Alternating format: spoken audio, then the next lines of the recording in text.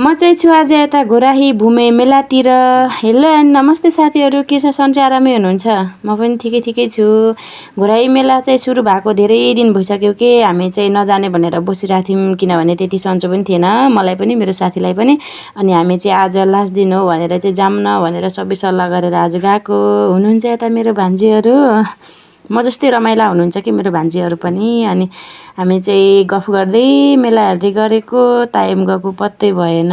मेला चाहिँ एकदमै राम्रो हुने रहेछ नि त, हजुरहरू पनि जानु होला। कतिपय साथीहरू त गइसक्नु भयो होला। गर्मी चाहिँ कति हो कि यो घोराइमा मेला राम्रो भएर के गर्नु, नाचो हेर्न मन परेर के गर्नु, यहाँ गर्मीले छटपट भइसक्यो।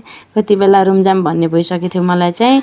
भिडियो चाहिँ यो हिजोको आजको चाहिँ होइन, किनभने हिजो चाहिँ ढिलो पनि भएको थियो अनि हल्का थकाइ पनि लाग्थ्यो नि त। त्यसै कारणले मैले चाहिँ भोइस ओभर गर्न पनि पाएको थिएन अनि भिडियो पोस्ट गर्न पनि पाएन।